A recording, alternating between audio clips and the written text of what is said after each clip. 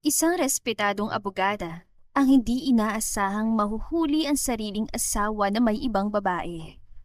Habang inihahanda ni Bea ang kaso laban sa pagtataksil at paninira sa kanya na makapangyarihang pamilya ng kabit, isang suwail at kilalang playboy na anak ng bilyonaryo ang unti-unting magiging sandalan niya.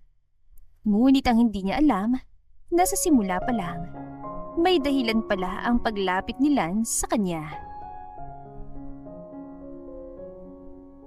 Jump Tales presents Lance and Bea, Inspiring Love Story, written by Maria Regina and narrated by J.A. 2 million. Bahagyang napaangat ang kilay ni Lance habang nakasandal sa bar counter ng VIP lounge. Mabagal niyang iniikot ang baso ng whiskey sa kamay habang nakatingin kay Samantha na seryosong-seryoso sa harapan niya. Para lang, landi ng isang babae. Yap, dahil sa mata ng karamihan, isa ka lang spoiled rich boy na walang ibang alam kundi magwaldas ng pera, mambabae at magpakasaya. Na palaging laman ng chismis sa social circles dahil sa mga bar fights. How cruel. Sarkastiko niyan sabi. Idagdag pang kung sino-sinong babae nakikitang kasama mo. Pero tulad mo, wala rin akong pakialam doon. Not until today na maaari ko yung mapakinabangan. Lance Fernandez. Derechahan na sabi ni Samantha. Kilala ng mga tao ang apelyidong Fernandez sa mundo ng negosyo. Pero bihirang makita si Lance sa mga kumpanya, meetings o formal events ng pamilya nila. Habang abala ang mga kapatid niya sa pagpapatakbo ng negosyo, siya naman ang laging nawawala. Mas tahimik ang buhay kapag mababa ang tingin ng mga tao sa kanya. Nagkibit balikat ng lalaki saka sumimsim ng alak. Ang dami mong pera. Hindi mo pa nga naririnig ang buong plano. Hindi na kailangan. Mukhang desperada ka na agad. Humigpit ang hawak ni Samantha sa wine glass nito. Hindi biro si Bea. Hindi siya madaling mapaniwala at lalong hindi siya basta nagpapapasok ng tao sa buhay niya. Pero sigurado naman ako, maaakit mo siya. Si Attorney Bea Galvez, kahit hindi niya personal nakakilala, kilala niya ang pangalan nito. Isa ito sa pinakabatang abogado na mabilis sumikat dahil sa talas magsalita at sunod-sunod na panalo sa malalaking kaso. Dagdag pa doon, asawa ito ng isa niyang kakilala sa business circle, kaya lalo siya naaliw. Interesting. Bulong ni Lance habang nakangisi. Tumaas ang sulok ng labi ni Samantha. Kaya mo ba? Wala pang babaeng tinanggihan ako.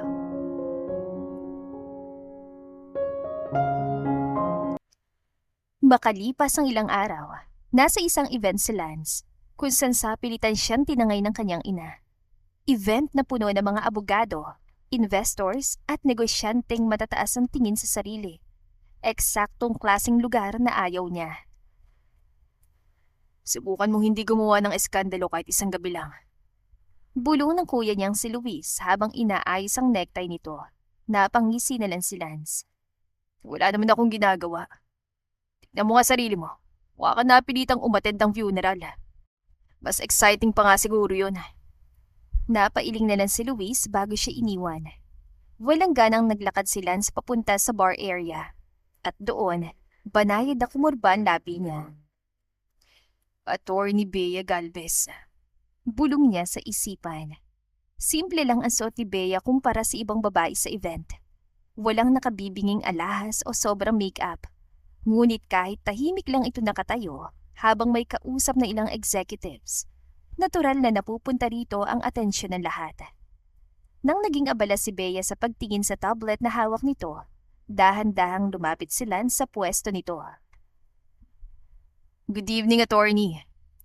Hindi agad tumingin ang abogada. Nasa party ka, pero nagpapakabisi ka pa rin sa trabaho. Gayon lang nag-angat ang tingin si Bea. Bahagya siya natigilan dahil sa klase ng tingin na parang kayang magpalamig ng buong ballroom at lalong walang epekto ang presence niya rito. Ako ba ang kausap mo? Diretso nitong tanong. May iba pa bang nasa harapan mo? Then, make it quick. Bumalik agad ang tingin nito sa tablet. May meeting pa ako after this. Sa party? Attorney, bawal ba mag-relax sa mundo mo? Hindi tayo close. Nabigla si Lance. First time niyang makata-off ng ganong kabilis. Lance. Pakilala niya at inabot rito ang kamay. Saglit na tumingin si Bea sa kamay niya. Pagkatapos ay muli itong naglakad palayo. Good night, Mr. Whoever you are. Naiwan siya nakatayo habang nakatingin sa likod ng babae. Pagkatapos ay natawa siya na mahina. Sa unang pagkakataon ay may babaeng hindi man lamang naapektuhan sa charm niya.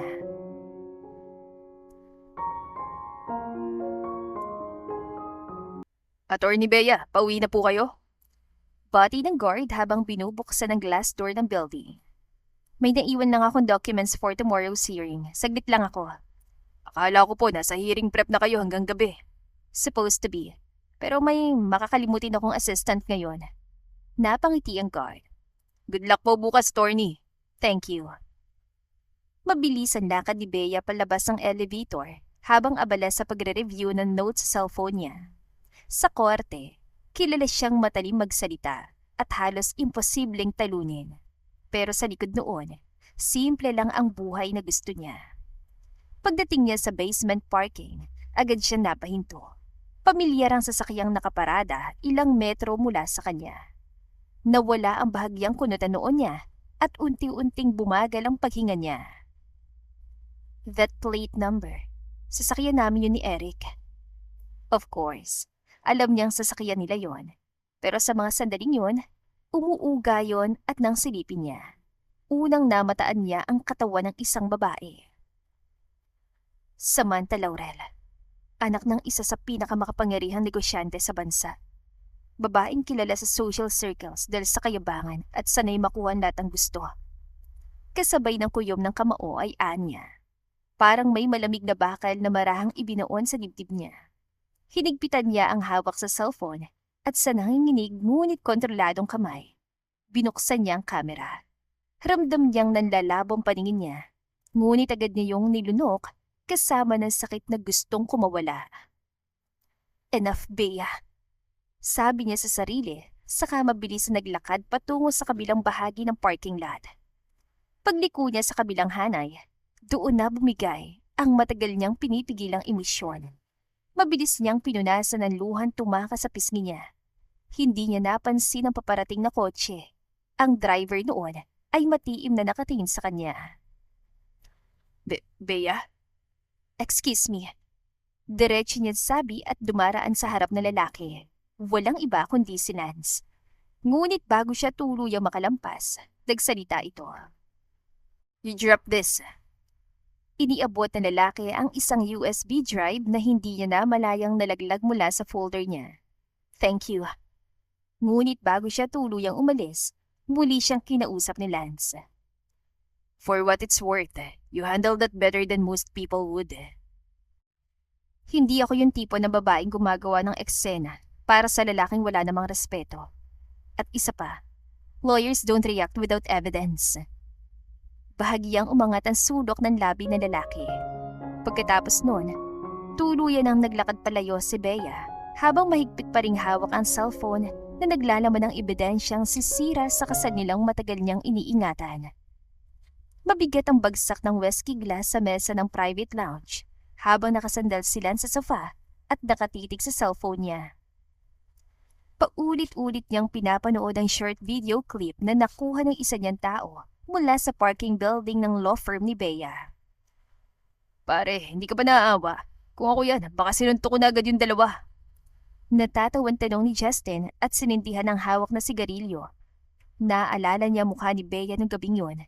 Kitang-kita niyang nanginginig ang babae, kahit pwede naman itong sugurin ng dalawa. Di pa rin ako makapaniwalang pumayag ka sa plano ni Samantha. Hindi mo style manghabol ng married woman. Dagdag ni Justin. Hindi ko hinahabol. Talaga, mukha kang invested. Nag-cross arm shot na pailing. Interesado lang ako.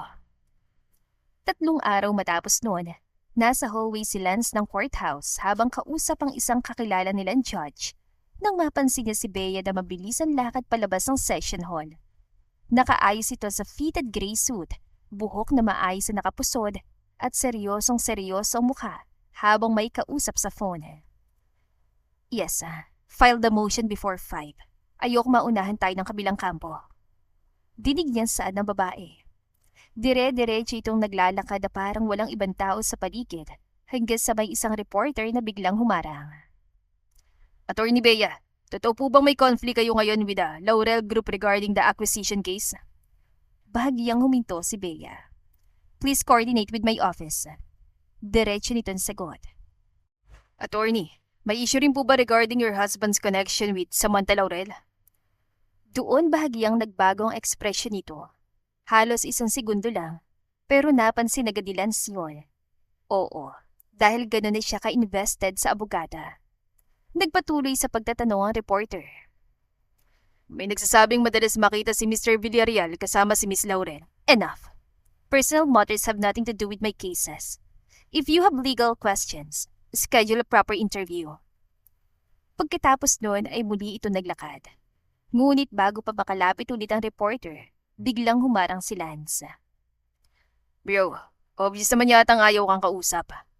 Nagulat ang reporter. Sir, trabaho lang at trabaho ko rin sabihin kapag annoying ka na. Lance, tawag ni Bea sa pangalan niya. Napalingon siya rito na ngayon nakatingin sa kanya na parang naiirita na naman. Bahagya siyang umiti. You're welcome. Hindi kita kailangan. Ouch! Nagpatuloy ito sa paglalakad kaya mabilis siyang sumabay. Hindi ka ba napapagod? Tanong niya. Sa alin? Sa pagiging galit sa mundo. Pagdating nila sa elevator, saka lamang siya nito tinapunan ng tingin. Hindi ako galit sa mundo. Selective lang ako sa mga taong gusto kong kausap. At pasok ako sa blacklist. Top 1. Sumara ang elevator bago pa siya makasagot. Ngunit imbes na mairita, lalo lang siya natawa. Lumipas ang ilang linggo, hindi alam ni Bea kung bakit palaging sumusulpot sila sa mga lugar na pinupuntahan niya. Sinusundan mo ba ako? Diretsahan tanong niya isang gabi matapos nito makita sa isang 24-hour cafe habang nagre-review siya ng case files. Nakaupo sila sa tapat niya habang umiinom ng kape. Grabe ka naman, bawal na ba magkape? 3 beses na tayo nagkataon, hindi na coincidence yun. Ngumisi ito. Malay mo, destiny. Corny mo. Napailing ito habang pinagmamasdan siyang magbasa ng documents. Hindi ka pa ba umuwi? Tanong nito. May hearing ako bukas. Natulog ka pa ba? Hindi required sa profession namin. Tapos lawyers wonder bakit high blood kayo. Hindi niya napigilang mapatingin dito. Sa kabila ng reputasyon nito bilang babaero at sakit ng ulo sa social circles, nakakagulat na madalas itong magpatawa ng hindi pilit. At higit sa lahat, hindi ito mapanghusga.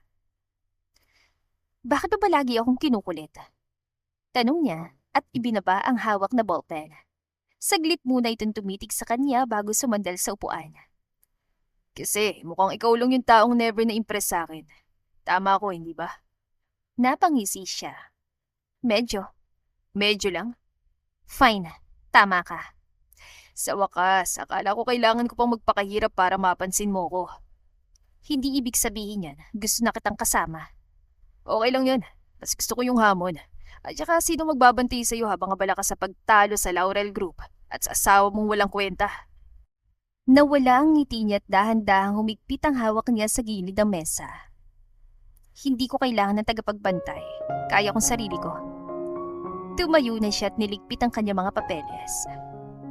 Kailangan ko na umalis. Maaga pa ako bukas. Tumayo rin si Lance at sinamahan siya hanggang sa labas ng kapehan. Ihatid na kita. Alok nito. Hindi na. Bea, gabing-gabi na. Hayaan mo na lang ako. Sa halip na tumanggi ulit, tumango na lang siya na walang salita. Maliwanag ang buong garden venue ng Villarreal Estate. Mamahali na mga ilaw at dekorasyong espesyal na ipinagawa para sa birthday celebration ni Eric. Puno ng mga negosyante, politicians at kilalang tao ang party. May live orchestra sa gitna ng hardin habang abala mga bisita sa pag-uusap. Ngunit sa likod ng maayos na makeup at eleganting itim na dress ni Bea, wala nang natitirang emosyon para sa gabing yon. Pinagmamasdan niyang asawa mula sa kabilang dulo ng venue.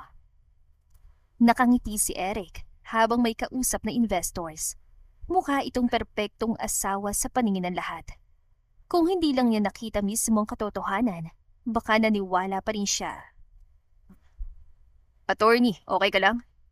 Napalingon siya kay Lance na ngayon nakatayo sa tabi niya habang may hawak na wine glass. Simple lang ang suot itong dark suit, ngunit kapansin-pansin pa rin ang presensya nito.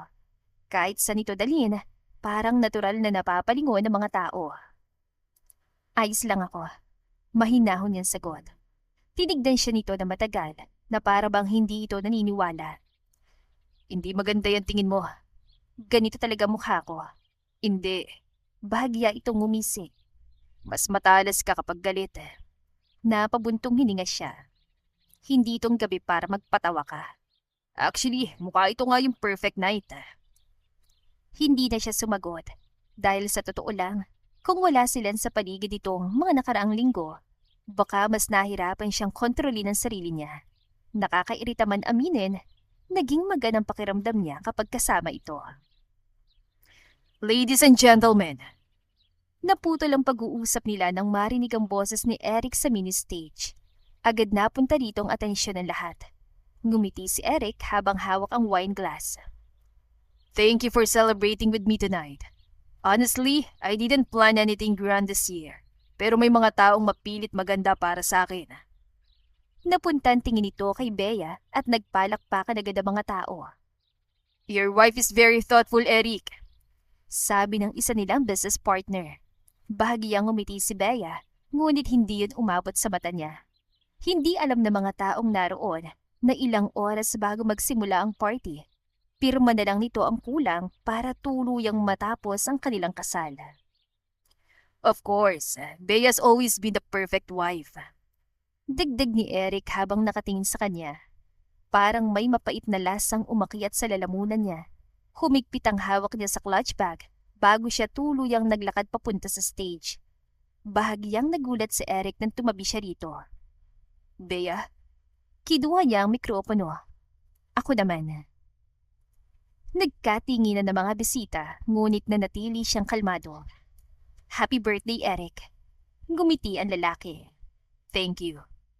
Dahan-dahan niyang inilabas ang puting envelope mula sa bag niya. At dahil birthday mo, dire-diretso yan sabi at iniabot yun dito. May regalo rin ako para sa'yo. Natawa pang ilang bisita. Ngunit unti-unting nawala ang ngiti ni Eric nang mabasa nakasulat sa harap ng envelope. Isa itong annulment papers. Bea, ano to? Basahin mo. Namumutla itong napatingin sa kanya. Can we not do this here? Bakit? Mahilig ka naman sa public performance. Nagsimulang magbulungan ng mga tao. Mabilis sa lumapit ang ina ni Eric. Bea, ano bang ginagawa mo? Ngunit hindi siya natinag. Pagod na ako magpanggap. Umigting ang panga ni Eric. You're overreacting. Umangat ang tingin niya rito. Overreacting? Interesting word coming from someone cheating on his wife. Nagkagulo agad ang paligid. Bea, wala kang ebidensya. Madiing sabi ni Eric. Doon niya ito tinitigan ng diretsyo. Mukhang kampante pa rin ito at alam niya kung bakit. Kahit may video siya, alam niyang hindi magiging madali ang laban niya kina Samantha Laurel. Masyadong makapangyarihan ang pamilya nito at sanay silang baluktutin ang kwento. Nagpatuloy si Eric. Hindi mo kailangang magsinungaling dahil ang galit ka. Napapabayaan lang kita nitong mga nakaraan. Napabayaan? Iba palang tawag mo sa pambababae. Bago pa makasagot si Eric, isang pamilyar na boses ang sumingit. Well, this just got entertaining. Lumingon ang lahat na makita si Samantha na papalapit habang may hawak na champagne glass. Nakangiti pa ito. Tama ng drama, Bea. Nakakahiya ka na. Tumaas ang kilay niya. At ikaw ang may gana magsabi niyan? Tumawa si Samantha at huminto sa harapan niya. Please, kahit wala ako, iiwan ka rin naman ni Eric eventually. Alam mo kung bakit? Kasi hindi ikaw yung babaeng mahal niya. Humigpit ang hawak niya sa mikropono. Ngumisi si Samantha. Hindi ka marunong maging asawa. At higit sa lahat, hindi mo man lamang siya mabigyan ng anak. Parang may malamig na bagay na bumagsak sa dibdib ni Bea.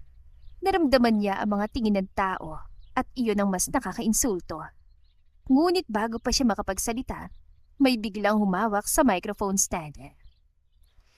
Funny, akala ko ba classy people tayo rito? Kalmadong sabi ni Lance. Huwag kang makialam, Lance. Mataray na sabi ni Samantha. Gusto ko sana, kaso allergic ako sa mga taong proud maging kabit. Nagkaroon ng ilang mahinang reaksyon mula sa crowd. Namula agad ang mukha ni Samantha. How dare you! Pinutol ito ni Lance. No, how dare you! Ikaw na nga tong sumira ng marriage. Ikaw pang matapang. Wala kang alam. Actually, mukhang mas marami akong alam kesa sa iniisip mo. Bahagyang natigilan si Samantha at sapat na yon para mapansin ito ni Bea. May itinatago ito at sigurado siyang hindi lang simpleng affair yon. Careful, Lance. Pamilya kong kalaban mo. Malamig na sabi ni Samantha. Imbes na patulan pang babae, bigla na lang nitong hinablot ang kamay niya. Lance! Hindi mo kailangang manatili rito. Nagulat pa si Bea nang tuluyan siya nitong hilahin palayo sa stage habang nagsisimula na magingay ang paligid. Sunod-sunod ang tawag ng pangalan niya mula sa pamilya ni Eric at sa ilang bisita, pero wala nang pakialam si Lance. Lance! Hindi pa tayo tapos! Iritadong tawag ni Samantha mula sa likod. Dire-diretso silang lumabas ng garden venue hanggang makarating sa mas tahimik na bahagi ng estate. Bitawan mo ko! Utos niya. At ano, babalik ka rin para ulitin nila yung pambabastos sa'yo? Pakiramdam niya biglang bumigat ang buong katawan niya, ngayong wala na ang adrenaline. Kanina kaya niyang harapin ang lahat, pero ngayon tapos na, ay saka niya naramdaman ang pagkapahiya. Napabuntong hininga si Lance bago bahagyang yumuko para silipin ang mukha niya. Hey. Anong hey? Bakit parang ikaw pa yung talo? Hindi mo kasi gets. Then explain it to me. Alam mo kung ano yung pinakamasakit? Hindi yung affair. Bahagyang nagsalubong ang kilay nito. Napatingin siya sa malayo. Sanay na ako malamig sa akin si Eric. Pero yung gawing spectacle ako sa harap ng mga tao, parang ako pa yung problema. Alam ko may sasabihin sila bukas. The bitter wife ako, na kaya ako iniwan dahil hindi ako magkaanak. Walang lalaking matinong manluloko dahil lang hindi siya mabigyan ng anak. Parang may kung anong kumirot sa dibdib niya dahil sa paraan ng pagkakasabi nito. Humugot ito ng malalim na hininga, saka muling hinawakan ng pulsuhan niya. Tara, saan? Kakain. Napakunot noo siya. Ha? Kasi simula kanina wala kang kinakain. At mukhang kaya mong makipag-annulment habang gutom. Which is honestly terrifying. Sa kabila ng bigat ng gabi, hindi niya napigilang mapailing. Lance, 11:00 na. Kaya nga, peak hour ngayon ng cravings. Bago pa siya makatanggi, muli siya nitong hinila palabas ng estate. Halos 2:00 na ng madaling araw, ngunit maliwanag pa rin ang conference room ng law firm ni Bea. Nagkalat sa mesa ang folders, printed emails, bank records, at ilang litrato ni na Eric at Samantha na palihim na kinuhanan ng private investigator. Pagod na mga mata niya habang nakatitig sa laptop screen. Pangatlong beses na niyang binabasa ang affidavit na biglang binawi ng witness nila ilang oras bago ito isumite sa korte. Mariin niyang sinara ang folder. Binayaran. Nakasandal sila sa sofa sa gilid ng conference room habang pinagmamasdan siya. Kanina pa nito hindi ginagalaw ang kape nitong malamig na. Sigurado ka? Biglang umatras matapos kausapin ang legal team ng Laurel Group. Hindi na bago yan. Huminga siya ng mabigat saka sinandalan likod sa upuan. Pakiramdam niya ilang linggo na siyang hindi natutulog na maayos. At habang tumatagal, mas lalo niya nakikita kung gaano kalaki ang impluensya ng pamilya ni Samantha. May mga reporter na dating gustong kunin ang side niya, ngunit biglang umatras. May mga tao ring handang tumestigo noon pero biglang hindi na matawagan. Pati video ni na Eric at Samantha, pilit na kino-question ng kampo ng mga ito. Ang galing. Nahuli mo na naghahalikan sa kotse pero kasalanan ko pa rin. Lumapit si Lance at nilapag sa harap niya ang bagong timplang kape. Magpahinga ka muna. Wala akong oras. Bea. Malalim ang tingin ni Lance sa kanya habang nakasandal sa mesa niya. 3 araw ka nang halos hindi umuwi. May hearing ako next week. At may katawan ka ring babagsak kapag hindi ka nagpahinga. Bahagya siya natahimik. Nakakainis na kabisado na nito ang mukha niya kapag sobrang pagod na siya. Hindi ko kayang matalo rito. Kapag natalo ako, they'll make me look crazy. Hinila nito ang swivel chair sa tabi niya at umupo doon. Makinig ka sa akin, hindi ka baliw. Bahagya siya natawa. Hindi pa sa ngayon. Bea naman. Alam mo bang, may nag-email sa akin kanina. May anonymous message pa na baka raw kaya nagloko si Eric kasi malamig akong asawa at hindi ko siya mapaligaya. Umigting ang panga nito. Cowards. Sanay naman ako sa insults. Pero minsan nakakapagod din palang lumaban mag-isa. Muli siya natahimik matapos sabihin yon. Ngayon lang niya inaming malakas palang epekto nito sa kanya. Sa buong buhay niya, nasanay siyang sandalan ng ibang tao. Ngayong siya naman ang unti-unting nadudurog ay nandoon si Lance. Hindi ka naman nag-iisa. Mahinang sabi ni Lance. Agad siyang umiwas ang tingin at muling tumingin sa laptop. Biglang bumukas ang conference room door at mabilis na pumasok ang assistant niyang si Trish. Attorney, may bagong article na naman po. Kinuha agad niya ang tablet at agad sumama ang mukha niya. Headline pa lang, alam na niyang siniraan na naman siya. Mariin niyang ibinaba ang tablet sa mesa. Ang bilis nila. Kanina lang po lumabas, halos lahat ng entertainment pages sabay-sabay nag-post. Sinabihan ko na kayong hindi sila lalaban ng patas. Pagod niyang sabi. Tumayo si Lance at dinampot ang coat niya. May pupuntahan ako. Napakunot noo siya. Saan? Mangungulit. Lance, kumindat pa ito. Relax, hindi ako gagawa ng illegal. Hindi reassuring yan. Lumabas ito ng conference room habang abala sa pagtatype sa cellphone. Napabuntong hininga siya bago muling sumandal sa upuan. Halos 4:00 na madaling araw nang matapos si Bea sa opisina. Paglabas niya ng building, agad siyang napahinto dahil nakasandal si Lance sa itim nitong SUV habang may hawak na 2 paper bag ng pagkain. Hindi ka pa umuwi? Hindi ka rin naman umuwi. Naglakad dito palapit at inabot ang isa sa paper bag. Burger, kasi mukhang ilang oras ka nang hindi kumakain. Napatingin siya rito bago tinanggap ang pagkain. Hindi healthy to, sabi niya. Mas unhealthy yung stress mo. Punong-puno ng reporters sa labas ng courthouse matapos ibaba ng judge ang desisyon. Sunod-sunod ang camera flashes habang pilit nilalapitan sina Eric at Samantha. Nakapuwa hindi makatingin na maayos sa media. Miss Laurel, totoo po bang may financial settlement kayong babayaran? Mr. Villarreal, may statement po ba kayo regarding the court's findings? Attorney Bea, naniniwala po ba kayong justice was served? Halos mabingi si Bea sa ingay sa paligid.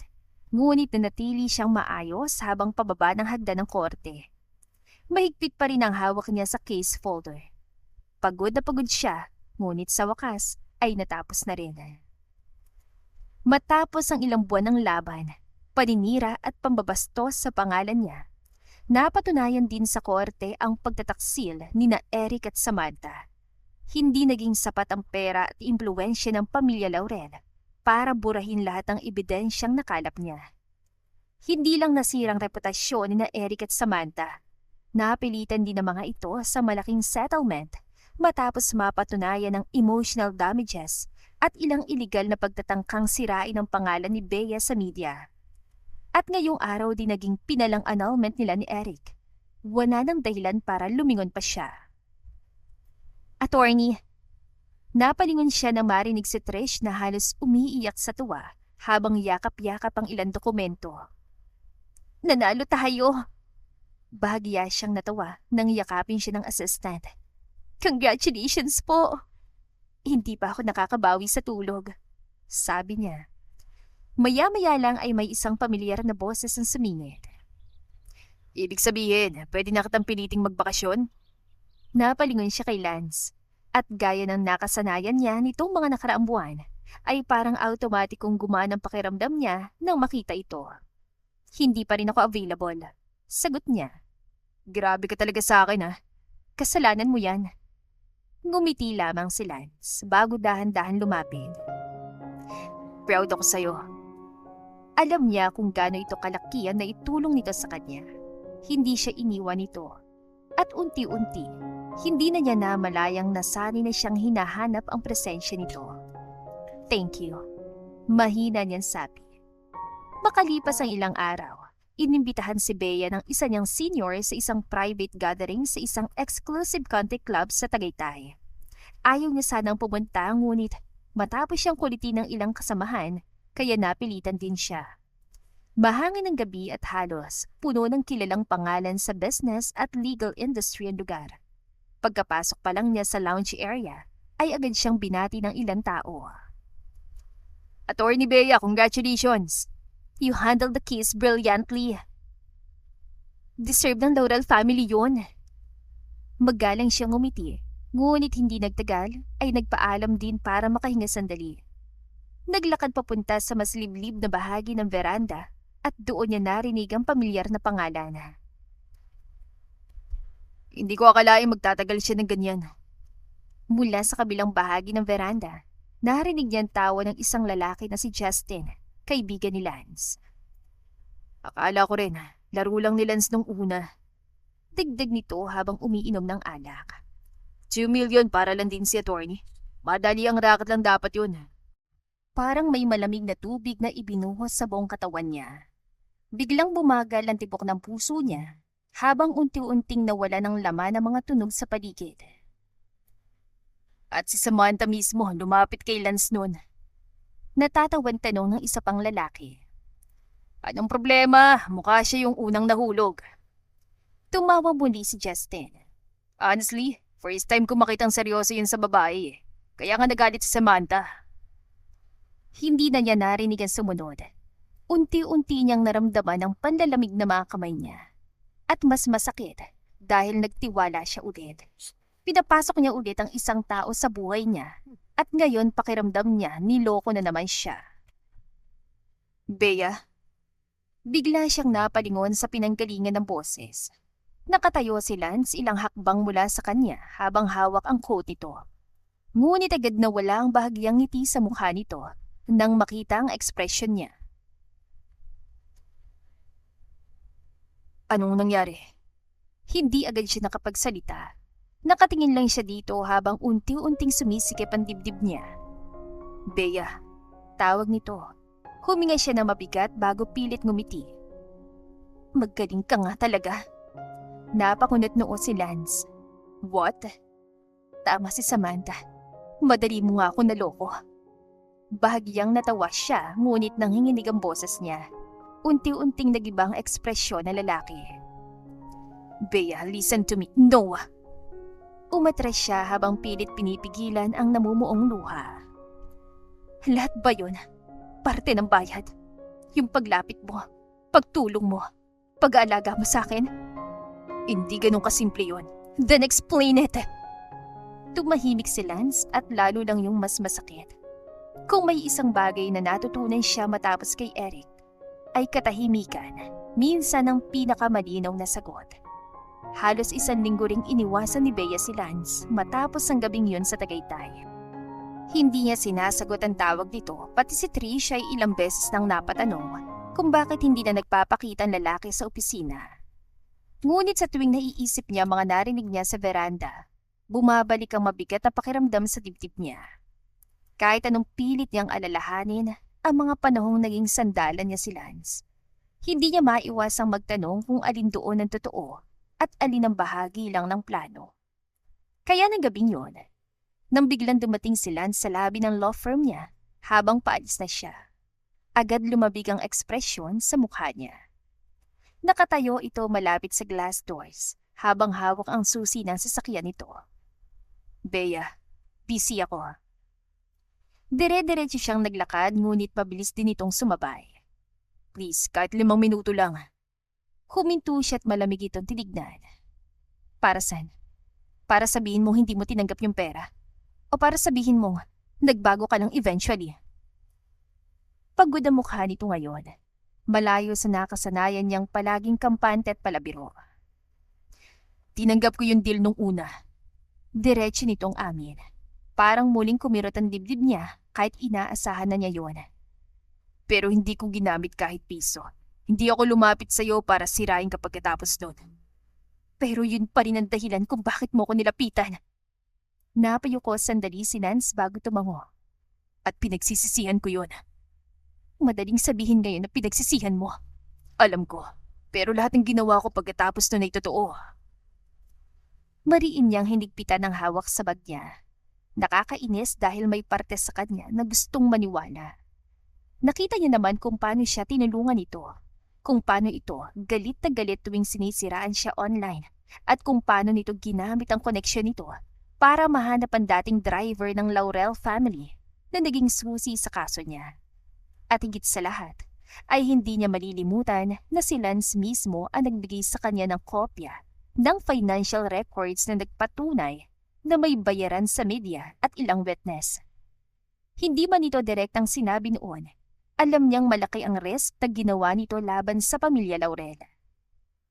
Nagtanong siya, Bakit? Bakit mo ginawa lahat ng yun? Ikaw lang kasi yung babaeng una nagpamukha sa akin na ang baba ng tingin ko sa sarili ko. Akala ko dati okay lang maging walang direksyon. Masaya nang pinapabaya lang ako ng mga tao. Pero nung nakita kitang lumalaban mag-isa kahit basa ka na, ewan ko. Bahagya itong natawa sa sarili. Bigla ako naisip na nakakahiya pala ako. Hindi niya alam kung bakit mas lalo yung nagpabigat sa dibdib niya. Ramdam niyang hindi ito nagsisinungaling at iyon ang pinakamahirap. Kung ginamit lang talaga siya ni Lance, baka mas madali siya magalit. Pero hindi dahil totoo ito kalaunan at mas komplikado yung tanggapin. I need space. Pagod niyang sabi. Agad na tumango si Lance kahit halatang masakit para rito. Kung yun ang kailangan mo, hahayaan kita. Pagkatapos ni Eric, natakot na akong magtiwala ulit. Bahagya siyang natawa na mapait. Tapos ikaw pa yung taong nagpaniwala sa akin na baka kaya ko pa. Halos wala ng kulay ang mukha ni Lance matapos marinig yun. Ngunit wala itong ipinilit na paliwanag. Tumango lang ito na mabagal. I'm sorry, Bea. Wala siya nakitang kayabangan sa mukha ng lalaki, kundi pagsisisi. Malamig ang hangin sa rooftop ng Fernandez Corporation habang nakatanaw si Lance sa kumikislap na ilaw ng lungsod. Halos 11:00 na ng gabi, ngunit puno pa rin ng tao ang building sa ibaba dahil sa emergency meeting ng board. Mahigpit niyang hawak ang folder na inabot sa kanya ng sekretary ng ama niya. Ilang minuto lang ang nakalipas. Napapikit siya na mariin. Hanggang ngayon ay hindi pa rin lubos nagsisink in sa kanya nangyari. Patay na si Adrian. Ang kuya niyang matagal nang hinahanda para mamuno sa negosyo ng pamilya. Ang lalaking halos buong buhay inialay para sa kumpanya at ngayon isang aksidente lang ang bumura sa lahat. Hinahanap ka ni Dada. Hindi na siya lumingon nang marinig ang boses si Luis mula sa likod niya. Busy ako. Tumititig sa buildings. Productive hobby. Lumapit si Luis at tumabi sa kanya. Pareho silang walang imik sandali hanggang sa ito rin ang unang nagsalita. Hindi magandang lagay niya. Alam ni Lance kung sino ang tinutukoy nito.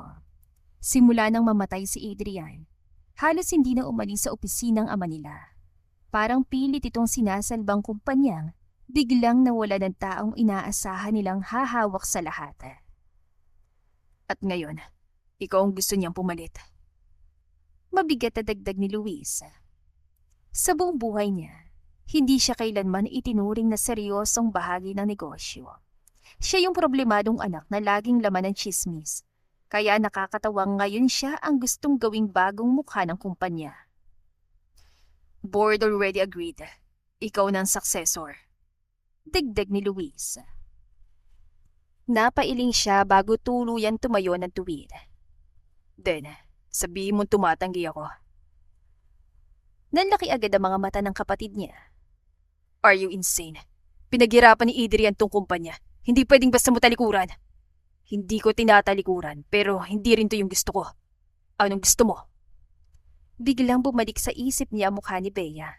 Mariin siya napapikit. Late na niyang naintindihan kung ano ba talaga ang gusto niyang gawin sa buhay niya. At ngayon ay wala na si Bea. May hahabulin ako. Mahina niyan sabi. Napakunot noo si Luis. Ano?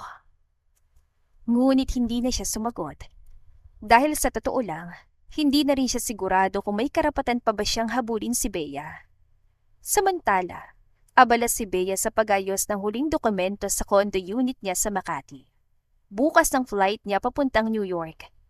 1 linggo pa lang ang nakakalipas nang tanggapin niya ang partnership offer mula sa isang malaking law firm doon. Dahan-dahan niyang sinarang maleta bago napaupo sa gilid ng kama. Pagod niyang minasahe ang sentido. Hindi naging madali ang desisyon niya. Hanggang ngayon, hindi pa rin niya alam ano ba talaga ang dapat maramdaman para dito. Biglang kumatok si Trish mula sa labas ng kondo. Attorney? Open. Pumasok agad ang assistant niya habang may dalang folder. Final copy po ng transfer documents. Tinanggap niya yon saka pumirma. Ready ka na talaga? Malungkot na tanong ni Trish. Bahagya siyang umiti. Kailangan. Paano si Trish? Napabuntong hininga si Bea bago tumayo at lumapit sa malaking bintana ng kondo. May mga bagay na hindi naayos ang feelings lang. Kahit mahal mo yung tao, hindi mo pa rin kayang kalimutan lahat ng nangyayari. Masyadong mahirap. Alam niyang naging totoo sila sa huli, ngunit hindi agad nabubura kung paano nagsimula ang lahat. Kinabukasan ay halos mabaliw si Lance nang malaman niyang nakaalis na si Bea. What do you mean umalis na? Madiing tanong niya kay Trish sa labi ng law firm. Nagulat pang assistant sa itsura niya. Magulo kasi ang buhok niya na parang kakagising lang. At 6 this morning pong flight niya. Parang may bumagsak na mabigat sa dibdib niya. Late na naman siya. Natawa siya na mapait habang napapailing. Ngayon lang niya lubos na naramdaman kung gaano kalaki ang nawala sa kanya. At sa unang pagkakataon sa buhay niya, ay may mga bagay na hindi niya kayang habulin gamit lang ang pera o pangalan niya. Ngunit habang nakatitig siya sa glass doors ng building, unti-unting tumigas ang ekspresyon niya. Kahit gaano kalayo si Bea at gaano kahirap ayusin ang nasira niya, hahanapin niya ito at sa pagkakataong yon, handa niyang baguhin ang sarili para sa babaeng minsang nagturo sa kanya kung paano maging totoo. Malamig ang hangin ng New York nang bumaba si Lance mula sa taxi habang nakatingala sa malaking campus sa harap niya.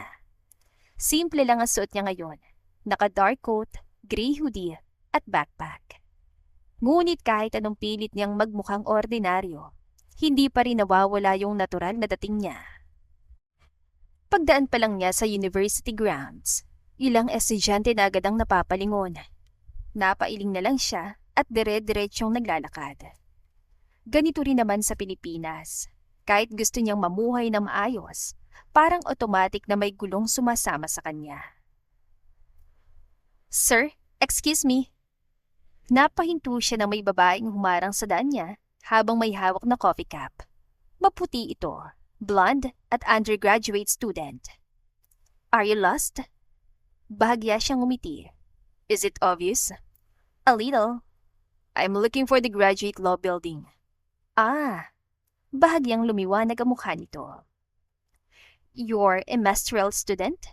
Unfortunately. Tumawa ang babae. I can walk you there. Thanks. Magkasabay silang naglalakad at hindi niya maiwasang mapatingin sa paligid. Ibang-iba rito kumpara sa nakasanayan niyang mundo. At siguro, yun din ang dahilan kung bakit pinili dito ni Bea magsimula ulit. Pagdating nila sa building, ngumiti ang babae. I'm Chloe, by the way. Lance. See you around, Lance. Bahagya siyang tumango bago tuluyang pumasok sa loob. Ngunit agad ding nagbagong ekspresyon niya nang makitang pangalan sa malaking digital screen sa hallway. Buong pangalan yun ni Bea. Parang biglang bumilis ang tibok ng puso niya. Matagal niya yung hinanap. Ilang buwan niyang pinilit ayusin ang sarili niya bago siya nagkaroon ng lakas ng loob na sundan ito dito. Hindi niya gustong muling lumapit kay Bea bilang dating spoiled rich kid na walang direksyon. Huminga siya ng malalim bago tuluyang pumasok sa lecture hall. Puno na ng graduate students ang loob at sa harap ay naroon si Bea. Nakatayo ito habang may hawak na tablet at may kinakausap na faculty member. Mas humaba ng bahagya ang buhok nito ngayon at mas simple ang ayos kumpara nung nasa Pilipinas pa sila. Ngunit pareho pa rin ang dating nito. Yung klase ng presensyang hindi kailangan ng effort para mapansin. Professor Galvez is terrifying. Bulong na lalaking katabi niya. Napatingin si Lance dito. She failed 3 students in the first week. Makalipas ang ilang segundo, nagsimula ng magsiupuan ang lahat. Pagharap ni Bea sa klase, agad itong napansin ang bagong mukha sa pinakadulong row. Tuluyan itong natigilan na makita siya nito. Professor? Tawag ng isang estudyante. Agad na nagbawi si Bea ng sarili. Muli nitong inayos ang tablet bago nagsalita. Umayos ito ng tayo. Right.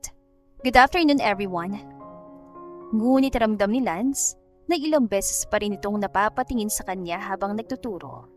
At sa totoo lang, hindi rin siya makapag-focus.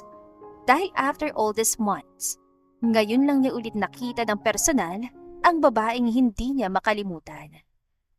Makalipas ang lecture, mabilis na nagsimulan lumabas sa mga estudyante. Ngunit nanatili lang sila sa upuan niya habang pinagmamasdan si Bea na nag-aayos ang gamit sa harap. Tuluyan na silang maiwang dalawa sa lecture hall. Hindi agad ito tumingin sa kanya. Anong ginagawa mo rito? Bahagya siya napangiti. Masteral. Lance. Legit. Tinaas pa niya ang student ID niya. May tuition akong binabayaran. Ngayon lang siya nito tuluyang tinignan. Doon niya napansing mas matured na mukha ni Bea ngayon.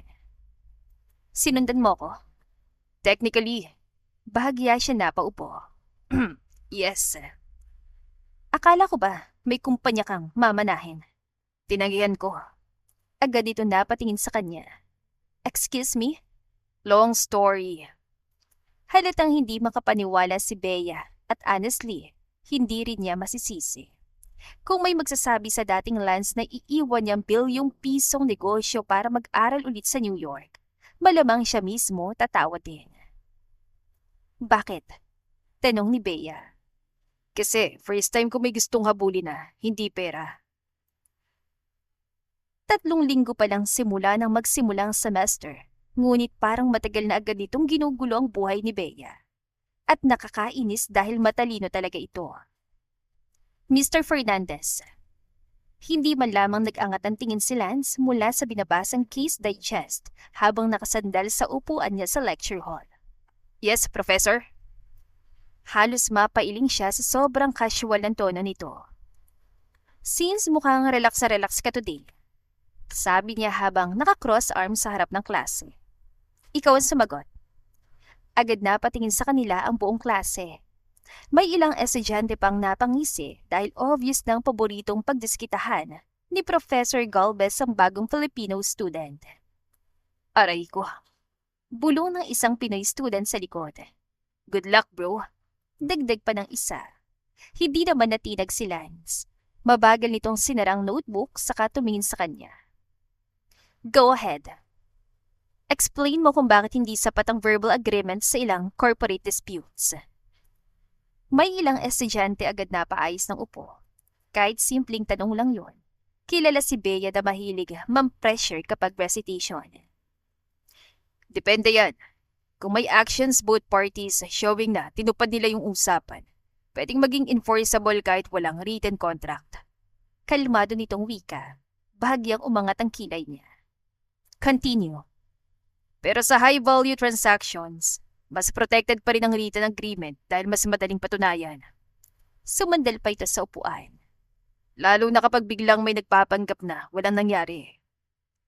May ilang estudyanteng napatingin agad kay Bea at halatang sadya ang huling linya. Wow, are they flirting? Bulong ng isang babae. Parang foreplay nila yung recitation. Napapikit siya saglit bago malamig na tumingin kay Lance. So, ang point mo? Bahagya itong ngumiti. Trust issues are expensive. Nagpigil ng tawa ang ilang Pinoy students. Patay, pinarsonal na naman. Bulong ni Naisel, isa sa mga Filipino students. Hindi na niya naitago ang bahagyang iritasyon. Simula nang dumating sila sa university, parang hobby na nitong inisin siya. Very good, Mr. Fernandez. Mukhang may silbi ka naman pala minsan. Madiing sabi niya. Coming from you, that's basically a love confession. Napaubong isang estudyante sa likod. Okay now, I'm invested. Natatawang sabi ng isa nilang kaklase. Tinapunan nito ni Bea ng matalim na tingin. Out! Biglang natahimik ang klase. Pagkatapos ay napatingin lahat kay Lance. Ngunit imbes sa mataranta, bahagya pa itong tumawa. Worth it. Mr. Fernandez. Okay na, okay na. Sukit mo talaga kapag mismo ko. Tumayo ito habang kinukuha ang bag. Get out! Paglabas ito ng lecture hall, tuluyan ang nagtawanan ng klase. Oh my God, Professor, you totally like him. Shut up and open your cuddles. Grabe, parang K-drama. Mas toxic pa nga yata. Dagdag ng isa.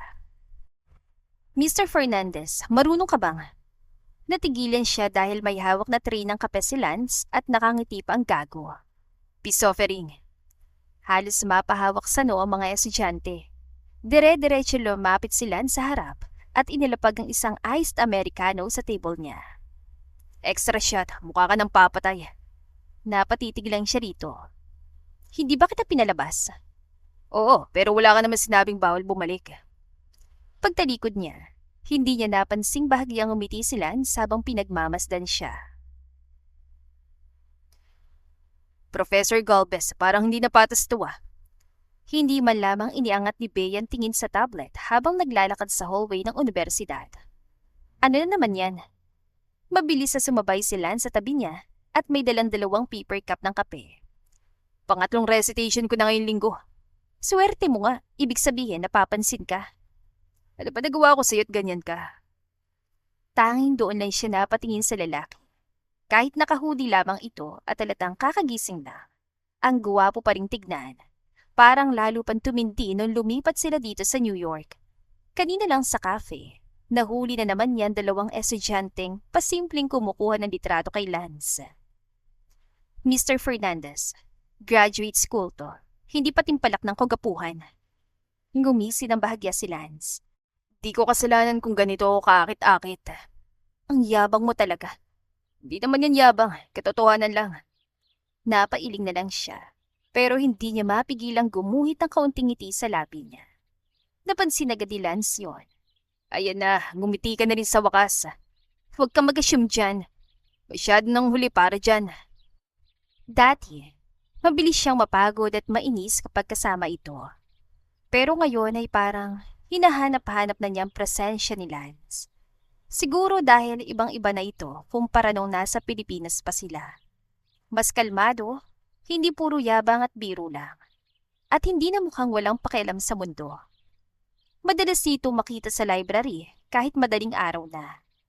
May mga pagkakataon pang naaabutan niya ito nakatulog sa ibabaw ng mga libro habang bukas pa ang laptop. At higit sa lahat, hindi na ito nagre-reklamo kahit kailan. Professor, tawag ni Lance, kaya napahinto siya sa paglalakad. Inabot itong isang tasa ng kape. Binawasan ko ng asukal. Alam ko, ayaw mo na matamis dito. Natigilan siya saglit. Wala naman siyang naaalalang sinabi sa lalaki na ayaw niya na matamis na kape. Pero napansin pala talaga nito. Nanghihimaso ka masyado ah. Hindi naman, observant lang talaga. Kinuha na lang niyang kape at nagpatuloy sa paglakad. Tahimik silang sabay na naglakad habang tanaw sa malalaking bintana ang makapal na niyebe sa labas. Maya-maya pa muling nagsalita si Lance. May lakad ka ba mamaya para sa hapunan? Tumingin siya dito ng diretsyo. Niyayaya mo ba ako? Oo naman, halata naman di ba? Ang tapang mo no? Ganyan talaga ako, hindi sumusuko. Hindi na niya napigilan ang mahinang pagtawa at nakita niyang lalong gumana mukha ni Lance na parang nakuha na nito ang pinakamalaking premyo. Kahit pa may nakaraan silang masakit, unti-unti na naman siyang natutunaw sa lalaking ito. Lumipas ang ilang linggo at naging bahagi na ng araw-araw na buhay ni Bea ang presensya ni Lance. Sabay silang umiinom ng kape bago magsimula ang klase. Minsan ay hinihintay siya nito matapos magturo. Madalas din itong sumusulpot sa opisina. Ang pagiging professor niya sa paaralan na yon ay part-time lang niya, pero kumukuha pa rin siya ng kliyente sa main job niya bilang lawyer. Hindi ka ba abala sa mga gawain mo? Tanong niya minsan habang nakaupo si Lance sa sofa ng opisina. Abala siya noon sa pagbabasa ng mga research paper habang ang lalaki panay lang tingin sa kanya. Busy nga, sagot ito. Bakit nandito ka pa rin? Mas interesado pa akong tignan ka kaysa gumawa na research. Huwag mo akong bulahin ngayon, Lance. Napailing siya pero napangiti na lang ng husa. Bumalik siya sa pagbabasa, pero ramdam pa rin niyang nakatitig pa rin ito sa kanya. Ano ba? Tanong niya ulit. Sumandal lang maayos si Lance. Wala lang. Lance naman, nag-iisip lang ako. Ang ganda-ganda mo pala talaga kapag hindi ka galit Agad niyang ibinato ang isang makapal na folder sa direksyon nito. Mabilis naman yung nasalo ni Lance habang natatawa. Mahal yung folder na yan Deserve naman kasing batuhin. Sulit naman basta makita lang kitang umiti. Pinilit niyang pigilan ng sarili na tumawa, pero bigla siyang natauhan. Matagal na panahon din mula nung huling naramdaman niyang gaan ang pakiramdam. Bea, seryosong tawag ni Lance. Kaya humupang ngiti niya ng bahagya. Madalas na nitong gamitin ang pangalan niya kapag silang dalawa lang. Tumingin siya rito at nakita niyang seryoso talaga ang mga mata nito. Hindi ko inaasahang magiging ganito tayong dalawa ngayon. Sa totoo lang, akala ko hindi mo na ako kakausapin pa ulit pagkatapos ng lahat na nangyari. Pero salamat. Salamat kasi binigyan mo pa rin ako ng pagkakataon kahit kaunti. Biglang bumikat ang dibdib ni Bea. Alam niyang hindi naging madali para kay Lance ang magbago. Nakita niyang pagsisikap nito na maging mas mabuting tao kahit hindi sigurado kung mapapatawad pa niya ito. Huwag mong isipin nakalimutan ko ng ginawa mo. Matapat niyang sabi. Tumango agad si Lance. Alam ko yan, Bea. Naiintindihan ko. May mga araw pa rin na naiisip ko lahat na nangyari noon. Ako din. May mga araw na naiinis ako sa sarili ko dahil doon Ibinaba niya mga papeles na hawak niya. Huminga siya ng malalim bago nagsalita.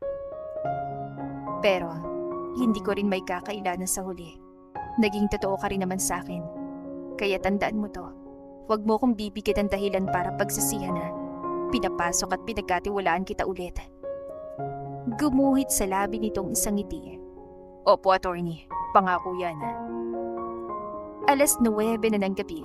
At halos wala ng tao sa buong palapag ng law department. Siya na lang at si Lance na kanina pa nakaupo sa sofa. May hawak itong libro, pero hindi naman talaga nagbabasa at panay lang sulyap sa kanya. Hindi ka pa uwi? Tanong nito. May hearing prep ako bukas.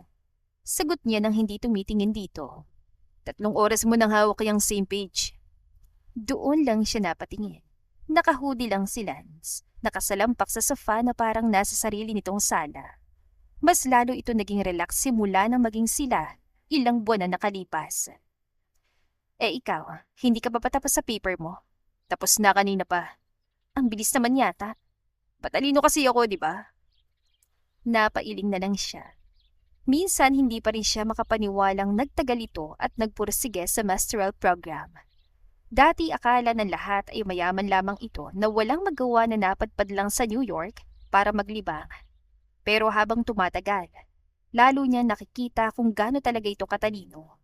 Mabilis sumintindi, magaling magpaliwanag, at nakakainis nga na halos hindi na nahihirapan sa recitation. Kaya naman ay paborito ito ng maraming professor at laging napapalingon ng mga babae. Bea, bahagya siya dapatas ng kilay nang mapansin na seryosong tono ng boses ito. Ano yon? Tumingin lang ito sa kanya mula sa sofa. May tumawag sa akin galing Manila. Bigla siyang natahimik. Alam na niya agad kung sino at tungkol saan yun. Ang papa mo? May board meeting daw sa susunod na buwan. Gusto nilang umuwi ako at akuin ng kumpanya. Ibinaba niya mga papel at sumandal sa upuan. Matagal na niyang alam ang kalagayan nito. Pero tuwing pinag-uusapan nila ito, laging bakas sa mukha nito ang pagod at kawalan ng gana. Anong sagot mo? Tanong niya. Tumanggi ulit ako. Kumunot ang noon niya. Lance naman. Alam ko na sasabihin mo. Hindi biro yung inaalok nila sa'yo. Alam ko rin yun. Tumayo ito mula sa sofa at lumapit sa mesa niya. Nang makarating sa harap, sumandal ito sa gilid ng mesa at tumingin ng diretsyo sa mga mata niya. Pero alam mo kung ano yung nakakatawa? Buong buhay ko, pilit akong tumatakas sa mga inaasahan nila sa akin. Tapos ngayon nasa akin ang lahat ng pagkakataong kunin yun. Parang wala na lang sa akin. Hindi ka ba nagsisisi na sinantabi mo lahat ng yon? Tumingin sila sa kanya na parang napakasimpleng sagot lamang nito. Hindi. Mas gusto ko ang buhay ko ngayon. Ang alin dito? Ngumiti ito ng malumanay. Tapos hinawakan ng kamay niya na nakapatong sa mesa. Marahan niya itong pinisil. Ito. Tayo. Ikaw. Biglang uminit ang mukha ni Bea, kaya napaiwas siya ng tingin. Kahit kailan, kaya pa rin siya nitong mapahiya at mapatahimik sa simpleng mga salita lang. Sigurado ka ba talaga? Kasi kapag tuluyan mo nang binitawan niya ang pagkakataong yan, baka hindi na bumalik pa. Bea, ikaw lang naman ang tao na ayaw ko mawala sa akin. Kahit ipagpalit ko pa lahat ng meron ako. Halos umugong sa sigawan at palakpakan ng buong graduation hall nang tawagin ang pangalan ni Lance. Master of Laws, Mr. Lance Fernandez. Masiglang pumalakpak ang lahat habang dahan-dahang umaakyat si Lance sa entablado. Pero sa pwesto ni Bea, hindi niya mapigilang mapangiti habang pinagmamasdan ito. Pagkababa ni Lance, agad itong tumingin sa direksyon niya, ngumiti na malapad at palihim na kumindat. Napailing na lang siya habang natatawa. Mayabang pa rin talaga. Kinagabihan, dinala siya ni Lance sa isang kainan sa ibabaw ng gusali na tanaw ang ilaw ng lungsod malapit sa Hudson River. Simple lang ang lugar pero kahanga-hangan tanawin. Mabuti na lang at hindi tayo sa korte pumunta. Biro ni Lance at inayos ang upuan para sa kanya. Salamat at nag-effort ka. Anya. Aba, pinuri mo ko. Parang ngayon lang yun nangyari Natatawang wika nito nang makaupo ito sa harapan niya. Huwag kang masanay, baka lumaki ang ulo mo. Tugon naman niya. Ikinuwento ni Lance kung paano muntik nang bumagsak ang kaklase nila sa defense dahil maling file ang naipasa. At ginaya pa nitong itsura ng professor nilang halos sumabog sa inis. Sira ulo ka talaga. Natatawa niyan sabi. Kunti lang naman. Sagot nito sabay ngisi. Nang ihain ng panghimagas, biglang nagbago ang mukha ni Lance. Bakit parang ang lalim yata ng iniisip mo? Tanong niya rito. Hindi agad ito sumagot. Sa halip, dahan-dahan itong tumayo mula sa upuan. Lance, nagtatakang tawag niya. Napalingon ng ibang bisita nang bigla itong lumuhod sa harapan niya. Nanlaki ang mga mata niya at halos mapahawak siya sa bibig. Sa totoo lang, hindi ko naman pinangarap pinalanong maging ganito ang buhay ko. Panimula nito habang hawak ang isang maliit na kahon na pula. Akala ko dati, enough na yung pera, freedom, at walang pakialam sa kahit ano. Tapos dumating ka. At first, hindi ko deserve yung chance na binigay mo. Pero ikaw yung dahilan kung bakit gusto kong maging mas mabuting tao. Tumulo na ang luha niya pero nakangiti pa rin siya. Hindi ko alam kung ano yung magiging future natin. Pero alam kong gusto kong ikaw yung kasama ko doon. Dahan-dahang binuksan itong kahon at nakita niyang isang simpleng singsing na napakaganda. Pakakasalan mo ba ako, Bea? Malumanay na tanong nito. Tumayo siya mula sa upuan bago tuluyan lumapit dito. Oo. Oo. Oo, Lance, oo. Halos mapubuntong hininga si Lance sa ginhawa. Isinuot ang singsing sa daliri niya at niyakap siya na mahigpit habang pumapalakpak ang ibang tao sa paligid. Makalipas ang ilang araw, nasa kondo sila ni Lance at parehong abala sa trabaho. Si Bea ay nakatuon sa pagbabasa ng kontrata mula sa isang kilalang kumpanya ng abogado sa Manhattan. Isang napakagandang alok na maging senior international litigation partner. Malaking sahod, mataas na posisyon, at pagkakataong manatili ng permanente sa New York. Bakit parang gusto mong durugin yung hawak mong papel? Tanong ni Lance mula sa kusina habang may dalang kape. Pinag-iisipan ko lang na mabuti. Sagot niya. Lumapit ito, iniabot ang kape at umupo sa tabi niya. Kung gusto mo naman, tanggapin mo na, deserve mo yan. Natigil siya sandali bago ibinaba ang papel. Hindi ko tatanggapin. Malinaw niyang sagot. Ha? Seryoso ka ba? Yan yung pangarap mo, di ba? Alam ko naman. Di bakit hindi mo kunin? Kunot noong tanong nito. Kasi, uuwi tayo sa Pilipinas. Mahinang sagot niya. Natigilan ito na parang hindi agad naintindihan. Tayo? Ulit ito. At gusto kong kumbinsihin kang kunin ang kumpanya. Biglang kumunatan noon ito at seryosong tumayo. Ano? Ayoko. Alam mo naman kung bakit ako umalis doon, di ba? Alam ko. Pero hindi ka pwedeng tumakbo ng habang buhay. Hindi ko kailangan ng kumpanya nila. Giit pa rin ito. Pero kailangan ka ng pamilya mo. Sinabi ba nila sa'yo yan para kumbinsin akong bumalik? Tanong nito. Tumahimik siya saglit. Ilang linggo na rin kasi nakalipas nang lihim siyang tawagan ng tatay ni Lance. Nagmamakaawa ito. Pagod na at sinabing unti-unti nang nagkakagulo ang negosyo nila. Tumawag ang papa mo at humingi ng tulong sa akin. Paliwanag niya. Hindi ako makapaniwala. Pati ba naman ikaw, gusto na rin akong ibalik doon. Hindi naman dahil gusto kitang ilayo sa buhay natin dito. Paliwanag niya. Pero yun ang nangyayari. Hindi. Tugon niya at hinahawakan ang mukha nito para tumingin ito sa kanya. Dahil sasama ako sa'yo. San ka man magpunta, nandun din ako. Akala mo ba hahayaan kitang harapin niya na mag-isa? Bea. Malumanay na tawag nito. Hindi ko tinanggihan yung offer dahil napilitan ako. Tinanggihan ko kasi mas importante ka. Matagal siyang tinitigan ni Lance bago ito bumuntong hininga at marahang niyakap siya na mahigpit. Alam mo ba, napakadelikado mong magmahal. Bulong nito. Wala ka na magagawa. Ikakasal na tayo. Natatawang sagot niya habang nakasandal sa dibdib nito. Narinig niyang mahina itong tumawa bago hinalikan ng tuktok ng ulo niya. Mainit ang hangin paglabas nila ng airport sa Pilipinas. Grabe, parang sinalubong ako ng oven.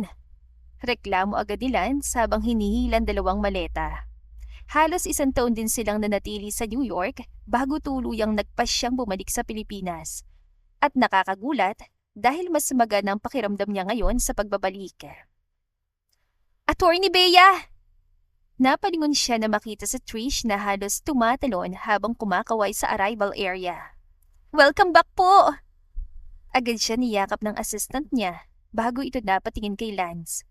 Sir Lance, mas mukha na kayong tao ngayon. Excuse me? Natatawang sabi nito. Dati kasi mukha kayong problemado. Natawa siya habang si Lance naman ay napahawak sa dibdib. Ang sakit nun ah. Truth hurts. Mabilis ding naging maganang biyahe nila pa uwi habang puro kwento si Trish tungkol sa mga nangyari sa Pilipinas habang wala sila. Doon nila unang narinig ang latest scandal tungkol kina Samantha at Eric. Wait, naghiwalay sila? Tanong niya. Matagal na po, as in ang lala ng gulo nila. Sagot nito. Anong nangyari? Tanong ni Lance. Halos mapalapit si Trish mula sa front seat dahil sa excitement. Apparently, niloko rin pala ni Eric si Samantha. Seriously? Tumango si Trish. Opo, at ang malala, best friend mismo ni Samantha yung pinatulan ni Eric. Halos mapaangat ang kilay ni Lance. Damn! After everything, hindi makapaniwalang sabi niya. Oo, sabi nga ng mga nasa social circle, sobrang obsessed daw ni Samantha kay Eric, tapos ganun din daw ang ginawa sa kanya. Napabuntong hininga siya habang nakatingin sa bintana. Hindi niya alam ano bang dapat na maramdaman. Kumusta si Samantha ngayon? Tanong niya pagkaraan. Biglang nag-ibang ekspresyon ni Trish. Honestly, parang hindi na raw okay ang mental health niya. After daw ng breakup nila ni Eric, naging sobrang gulo na raw niya. May isang party pa raw na gumawa siya ng eksena kasi akala niya may babae na naman si Eric. At ngayon? Tanong ni Lance. Last chika na narinig ko, dinala raw siya sa ibang bansa ng pamilya niya for treatment. Nakakatawa lang isipin.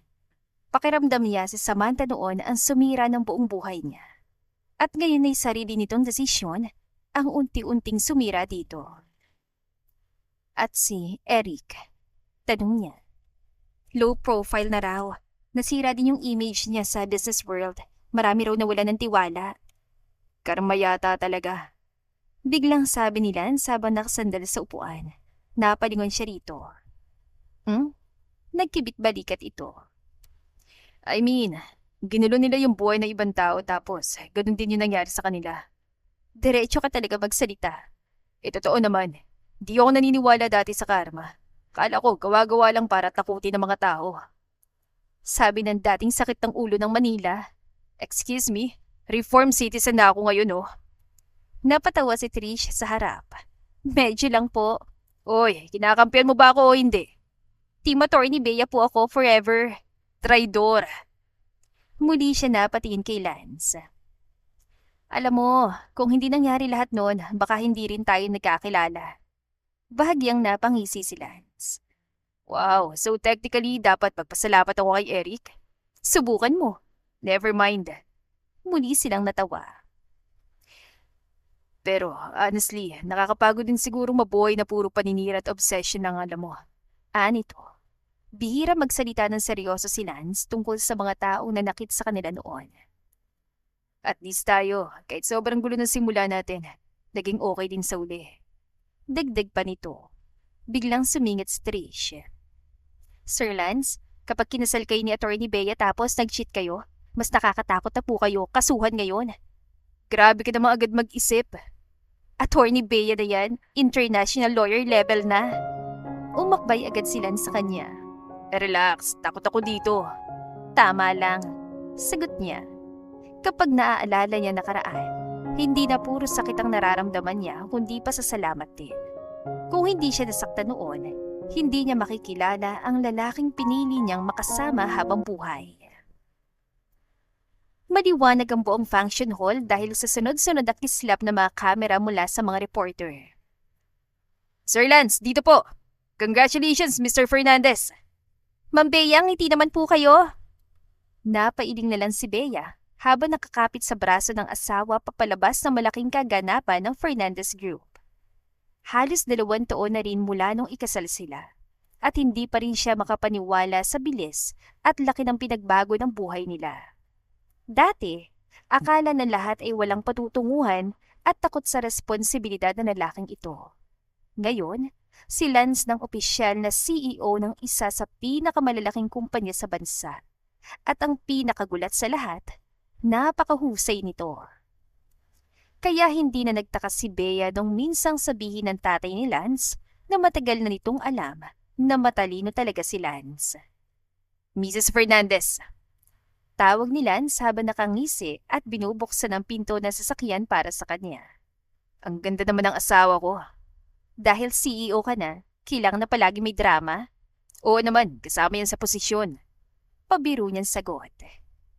Maingat siyang sumakay at agad ding sumunod si Lance sa tabi niya. Pagkaupo, sumandal ito at huminga ng maluwag. Salamat naman, tapos na rin. Ayoko na sa mga ganyang event. Reklamo nito. Kanina ka pa nakikipagkamay at nakikipag-usap sa mga investors. Pangaasar niya. Kaya nga, survival mode lang yun. Sagot nito. Natawa siya na mahina. Kahit anong seryoso na ng posisyon at buhay ni Lance, ganun pa rin ito kakulit. Mapagbiro at hindi nawawala ng sinasabi. Minsan nga iniisip niya, imposible yatang tumanda ito ng hindi nangaasar. Oo nga pala, biglang sabi nito sabay sulyap sa kanya. Galit pa rin ako. Nangunot ang noon niya. Ha? Bakit naman? Kanina sa loob, 3 lalaki yung nakatingin sa'yo. Lance, abogado ako. Kausap ko sila tungkol sa trabaho. Yung isa hindi negosyo nasa isip. Giit pa rin ito. Seloso ka lang talaga. Sabi niya, tumpa ka. Sagot nito ng walang pagdadalawang isip.